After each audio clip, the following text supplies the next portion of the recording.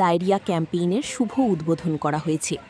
কর্মসূচির উদ্বোধনে প্রদীপ প্রজ্বলন ও ফিতা কেটে আনুষ্ঠানিক সূচনা করেন সিপাহীজলা জেলার district family welfare officer doctor Deep Debbarma এবং লালসিংমুড়া প্রাথমিক স্বাস্থ্যকেন্দ্রের এমওআইসি ডাক্তার শিখাপ্রিয়া দেববর্মা। এ সময় উপস্থিত ছিলেন স্বাস্থ্য দপ্তরের অন্যান্য আধিকারিকরাও। চরিলাম ব্লকের বংশীবাড়ি গ্রামের রাঙাপানিয়া ইংলিশ মিডিয়াম হাইস্কুলের হলঘরে এই কর্মসূচির আয়োজন করা হয়। জেলা স্বাস্থ্য দপ্তর সূত্রে জানা গেছে, ডায়রিয়ার হাত থেকে শিশুদের সুরক্ষিত রাখতে সিপাহীজলা জেলার 0 থেকে 5 বছর বয়সী প্রায় 48,000 শিশুর কাছে বাড়ি বাড়ি গিয়ে ওআরএস ও জিঙ্ক ট্যাবলেট বিতরণ করা হবে। এই উদ্যোগের মাধ্যমে শিশুদের মধ্যে ডায়রিয়া প্রতিরোধ এবং সচেতনতা বৃদ্ধির লক্ষ্য নেওয়া হয়েছে।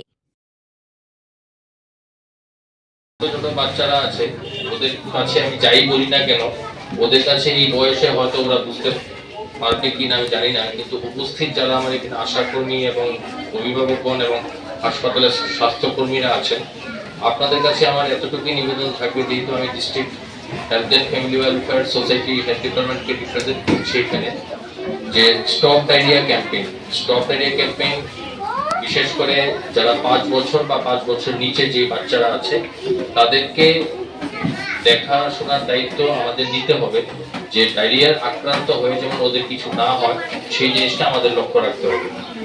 আমাদের জেলায় 48,000 5 বছর বা তার নিচের বাচ্চা আছে। এই 16 জুলাই থেকে জুন থেকে 30শে জুন অবধি এই ক্যাম্পেইন চলবে 15 দিন।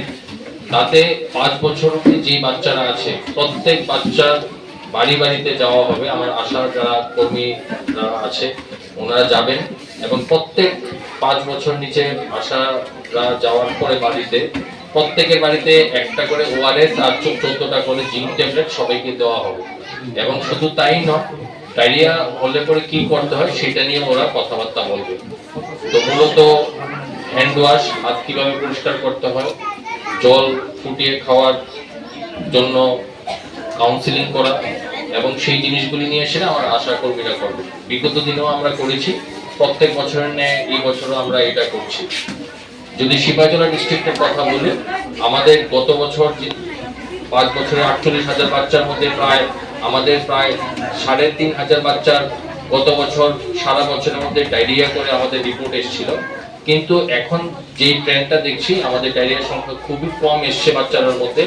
এখন অবধি প্রায় আমাদের কাছে রিপোর্ট অনুযায়ী 200 থেকে 250 বাচ্চা সারা জেলার মধ্যে ছড়িয়ে ছিটিয়ে ডায়রিয়ার কেস রিপোর্ট হয়েছে।